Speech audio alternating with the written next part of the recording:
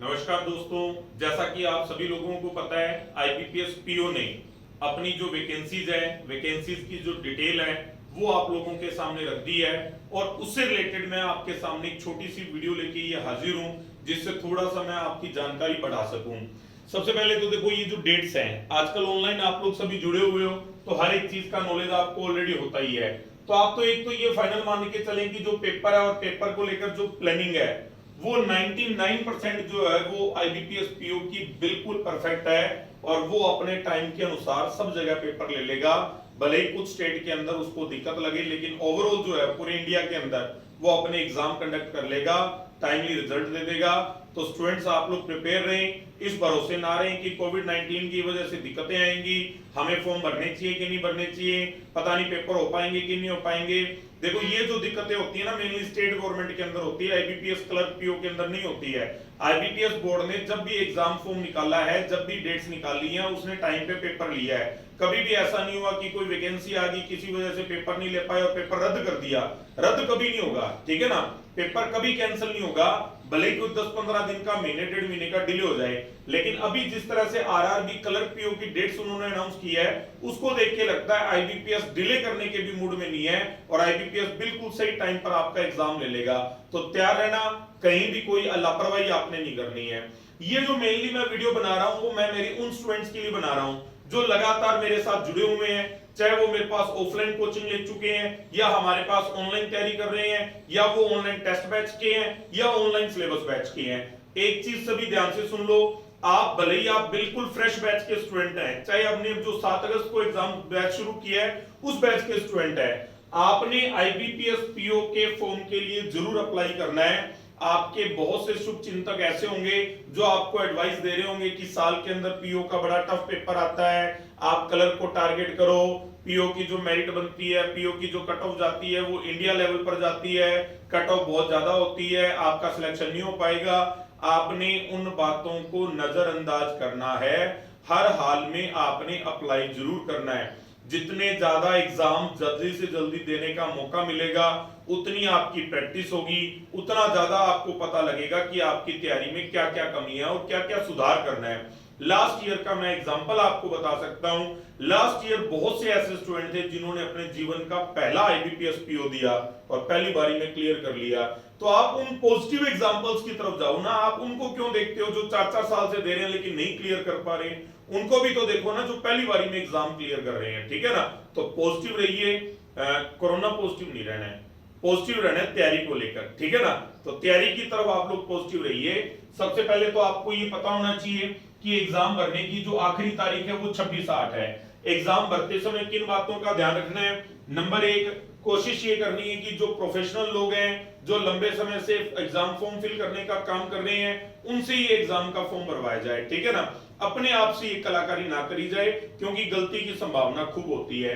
Number 2, जो photo आपको scan करनी है, जो सिग्नेचर आपको स्कैन करने हैं, वो फोटो और सिग्नेचर आपने सावधानी से स्कैन करने हैं। उस फोटो की कुछ कॉपीज अपने पास रख लेना।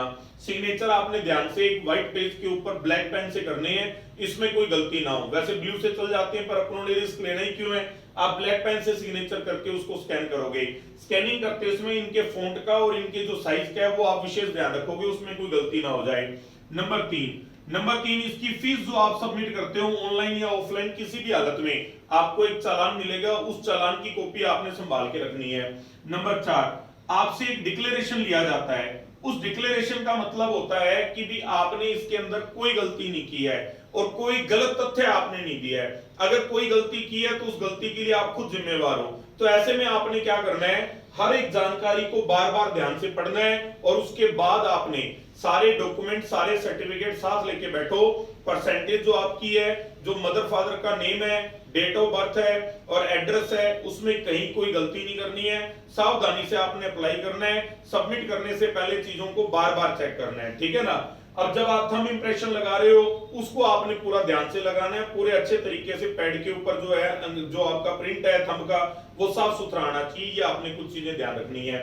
उसके बाद जो आपका फॉर्म अप्लाई करने के बाद जो प्रिंट आउट आपको मिलता है, वो प्रिंट आउट आपने जरूर ले लेना है, उसको हार्ड कॉपी की फॉर्म में, और उसको संभाल के रखना है, क्योंकि जब आप इंटरव्यू देने जाते हो पीओ के लिए तो वो आपको इससे ऑनलाइन जो फॉर्म है वो मांगा जाता है। ये आपने कुछ सावधानियां रखनी है, ठीक है ना।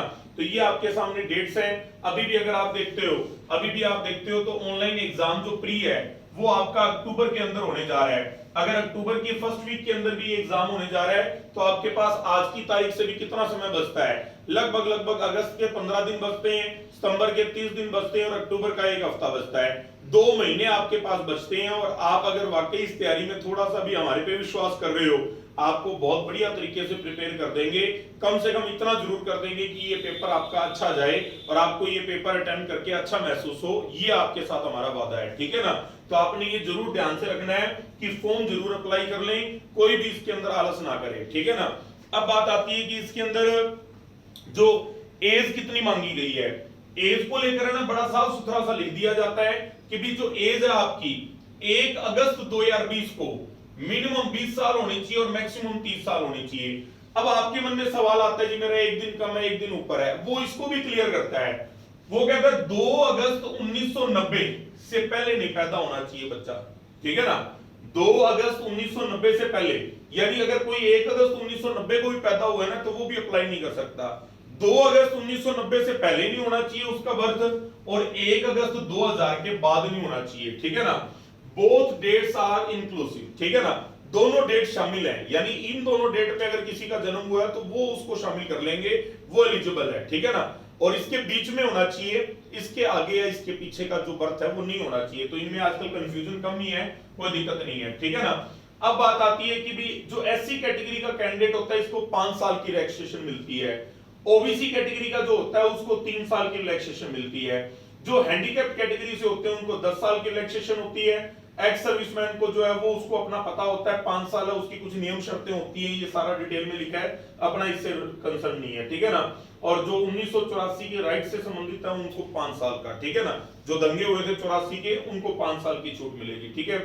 क्वालिफिकेशन जो इन्होंने मांगी है 26/8/2020 को, यानी आपके फॉर्म भरने की लास्ट तारीख से पहले 25/8 को फॉर्म भरना है ना, इससे पहले आपकी ग्रेजुएशन कंप्लीट होनी चाहिए, और ग्रेजुएशन आपकी किसी भी स्ट्रीम से हो, परसेंटेज आपके कोई भी हो, आप किसी भी भाषा के बोलने वाले हो, आप भले 10वीं के अंदर मैथ्स में कंपार्टमेंट रही हो, आपने 10वीं में पंजाबी पढ़ी है कि नहीं पढ़ी है, इन सभी बातों का यहाँ कोई संबंध नहीं है। क्यों? क्योंकि ये नेशनल लेवल पर, सेंट्रल लेवल पर वैकेंसी होती है, इसका स्टेट से कोई कंसर्न नहीं होता है, ठीक है ना।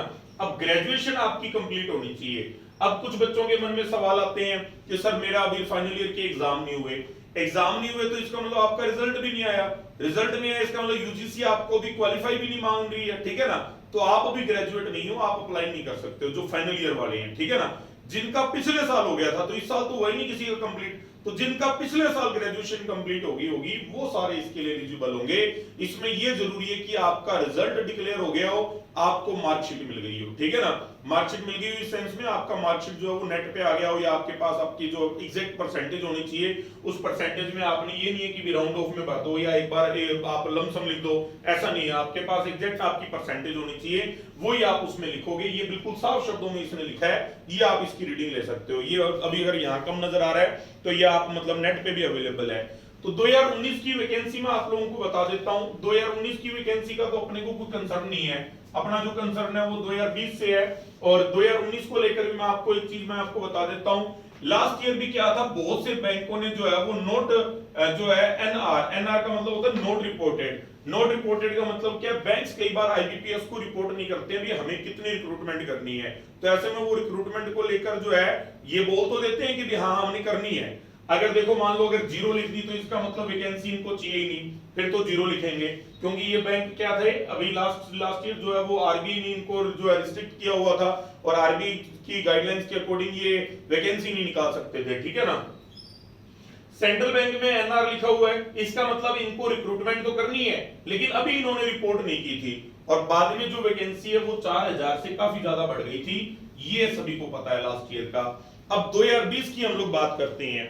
2020 के अंदर एक तो देखो लिस्ट छोटी हो गई है क्योंकि बैंकों का मर्जर हो गया, मर्जर के बाद प्रोसेस अभी कंप्लीट हुआ ही नहीं था, बैंक अभी अपने सही ढंग से स्टेबल हो ही नहीं पाए थे, उससे पहले ये कोविड-19 की प्रक्रिया शुरू हो गई और उससे क्या हुआ, सारा का सारा काम डिस्टर्ब हो गया। लेकिन अभी भी आप देखोगे कि लगभग सभी बैंकों ने, जैसे कैनरा बैंक है, इंडियन बैंक है, पीएनबी में तो ओबीसी भी मर्ज हो चुका है, इनकी एक बड़ी रिक्रूटमेंट आने वाली है, ठीक है ना। यूनियन बैंक की भी लास्ट ईयर 590 सीटें थी, तो इस साल भी वैकेंसी आने वाली है। यानी 1470 को आप कम से कम 2400-2500 के आसपास मान के चलो, हो सकता है इससे भी ज्यादा, ये मैं आइडिया लगा रहा हूं 3000 के आसपास। अभी थोड़े दिन पहले जब आया था तो 1100 वैकेंसी थी, उसके बाद एक बैंक ने इसके अंदर अनाउंस किया, नए बैंक ने, और उसकी अनाउंसमेंट के बाद ये 1417 होगी। इसकी 1417 के बाद 250 वैकेंसी बैंक ऑफ महाराष्ट्र ने और अनाउंस कर दी है, यानी इसमें 250 और जोड़ दो तो ये लगभग 1667 आ गई है। लेकिन अब बात आती है, देखो जब आप इंडिया लेवल पर बात करते हो, पूरे देश के अंदर बात करते हो, तो देश के अंदर 2500 वैकेंसी बहुत कम है। 130 करोड़ की आबादी में 25,000 वैकेंसी, ये भी बहुत कम है। और अगर 2.5 लाख वैकेंसी हो ना तो भी बहुत कम है। आबादी देखो ना कितनी है। तो बात ये नहीं वैकेंसी कम या ज्यादा है, बात ये आपकी तैयारी कैसी है। आपकी तैयारी अगर बढ़िया है ना तो वैकेंसी 2500 भी बहुत है, ठीक है ना। लास्ट ईयर हमारे 26 बच्चे पीओ लगे हैं। आसपास की कोई एकेडमी क्लेम नहीं करती इस बात को कि उनके 26 पीओ लगे हैं, हमारे लगे हैं 26 पीओ। वैकेंसी कितनी थी वो आपके सामने है, 4-5 हजार वैकेंसी थी, ठीक है ना। तो इस बार भी ले जाएंगे। अभी अगर बात करें ये इंडिया लेवल पर होता है, अब पंजाब लेवल पर वैकेंसी होती है 46-47, हमारे उसमें से भी 20-22 लग जाते हैं, इंडिया लेवल पर भी 20-22 लग पाते हैं। वजह यहाँ पर नेशनल लेवल पर जो है पूरे इंडिया का कंपटीशन आ जाता है, ठीक है ना। तो अभी हम लोग जो शुरुआती दौर के अंदर है, हम लोगों का मेन जो प्रयास है वो ये है कि चीजों को सीख रहे हैं और अपना एक्सपीरियंस लगातार बढ़ाते जा रहे हैं। ये आईबीपीएस पीओ के पेपर आपके अच्छे निकलेंगे, इनसे आपका कॉन्फिडेंस बढ़ेगा, आईबीपीएस क्लर्क आएगा, उसमें आप और अच्छा परफॉर्म कर पाओगे। तो ये आपकी वैकेंसीज की डिटेल है। अब बच्चे अमूमन पूछते हैं कि सर हम इसके अंदर प्रेफरेंस क्या रखें। ये मैंने प्रेफरेंस की एक लिस्ट बनाई है, हाँ जी, प्रेफरेंस की लिस्ट मैं आप लोगों को इसके अंदर बता देता हूं। एक बार थोड़ा सा एग्जाम के बारे में जान लेते हैं। ये एग्जाम की लिस्ट है, हाँ जी। तो ये इसके एग्जाम्स के अंदर क्या रहेगा, वैसे तो देखो ज्यादातर लोगों को पता ही होता है जो कंपटीशन एग्जाम में होते हैं। मैं मेनली बात कर रहा हूँ फ्रेशर्स से, जो अभी नए इस बैच को ज्वाइन कर चुके हैं ऑनलाइन क्लास के अंदर। तो उनसे क्या लगातार कोई इंटरेक्शन इतनी हो नहीं पाती है, वीडियोस के थ्रू ही आपके पास डिटेल पहुंचती है। तो उसके अंदर जो आपके पेपर में रहेगा, प्री के अंदर ये 3 सब्जेक्ट आती हैं, मैथ्स, रीजनिंग और इंग्लिश, ठीक है ना। मैथ्स, रीजनिंग और इंग्लिश। मैथ्स के जो है वो 35 क्वेश्चन होते हैं, रीजनिंग के 35 क्वेश्चन होते हैं, इंग्लिश के 30 क्वेश्चन होते हैं। और टोटल आपकी जो कट ऑफ, ये टोटल 100 नंबर का एग्जाम रहता है, 100 नंबर का होता है, 100 क्वेश्चन रहते हैं और 100 ही नंबर होते हैं। 1 घंटे का टाइम रहता है, ठीक है ना। तो यहाँ पर जो मेन है वो ये कि भी आपको ना, जैसे मान लो एक तो सब्जेक्ट वाइज आपका टाइम होता है 20-20 मिनट, आपको ना तो रुकने की जरूरत पड़ेगी ना देखने की जरूरत पड़ेगी, अगले 20 मिनट में आप नेक्स्ट क्वेश्चन पे चले जाओगे, ठीक है ना। अपने आप आपके जो है वो मैथ्स वाला पोर्शन हट जाएगा सीधा। तो सबसे पहले इंग्लिश से शुरुआत होगी, फिर रीजनिंग आएगी, मैथ्स आएगा, फिर रीजनिंग आएगी, ये इसी सीक्वेंस में चलता है, ठीक है ना। तो ये आपके पास रहेगा, 100 क्वेश्चन होंगे, 100 नंबर होंगे, 1 घंटे का टाइम रहेगा। तो यहाँ पर आपका जो टारगेट है, आगे आपकी जो लास्ट ईयर की कट ऑफ है वो भी मैंने रखी है इसके अंदर, ताकि अपने को पता लगे। मेनली जो आप लोगों का टारगेट है 75 से 80 क्वेश्चन करना, ठीक है ना। बाकी सब चीजें डिपेंड करती है, आज इसके बारे में कोई प्रेडिक्शन नहीं की जा सकती। डिपेंड करती है नंबर ऑफ स्टूडेंट जिन्होंने अप्लाई किया है, नंबर ऑफ स्टूडेंट जो वहां पहुंचे हैं, नंबर ऑफ वैकेंसी, इसके ऊपर कितने गुना बुलाए जाएंगे उसके आधार पर, और पेपर के लेवल पर। पेपर बहुत ज्यादा टफ आ जाए तो वहां पर ये हो सकता है 50 से 60 के बीच में रह जाए। पेपर बहुत आसान हो जाए तो ये हो सकता है 90 से 100 के बीच में चला जाए। तो ये पेपर पे डिपेंड करता है, इसकी पहले से कोई परिभाषा नहीं तय की जा सकती कि भाई इसकी क्या परिभाषा है, ठीक है ना। ये कभी भी नहीं तय किया जा सकता कि भाई इसके अंदर कट ऑफ कितनी जाएगी। लेकिन फिर भी एक लमसम आइडिया है, जब आप घरों में प्रैक्टिस कर रहे हो और आप देख रहे हो कि कितने नंबर आ जाने चाहिए, तो एक आइडिया लेके चलो 70 के आसपास आपके क्वेश्चन अटेम्प्ट होने लग जाएं, तब आप मान लेना कि आप पीओ के अंदर थोड़ा बहुत भी दावा करने लायक हो गए हो, ठीक है ना। तो इसकी प्रैक्टिस जो है वो ऐसे होगी, बहुत ज्यादा टफ पेपर आते नहीं है, मैथ्स के भी ठीक ठाक से आसान क्वेश्चन आते हैं, लेकिन थोड़ी सी कैलकुलेशन लेंथी आ जाती है, ठीक है ना। पेपर लंबा आ जाता है, लेकिन मुश्किल वाली कोई बात नहीं होती है। इजीली जिन्होंने सिर्फ सिलेबस बैच लगाया हो वो भी इसके सारे क्वेश्चंस को अटेम्प्ट करने लायक स्थिति में आ जाते हैं, ठीक है ना। अपने पास 3-1 महीने का जिसने सिलेबस बैच लगा लिया हो, महीना 1.5 महीना 2 महीना टेस्ट बैच जिसने लगा लिया हो, वो इजीली इस पेपर को अटेंड कर लेता है, ठीक है ना।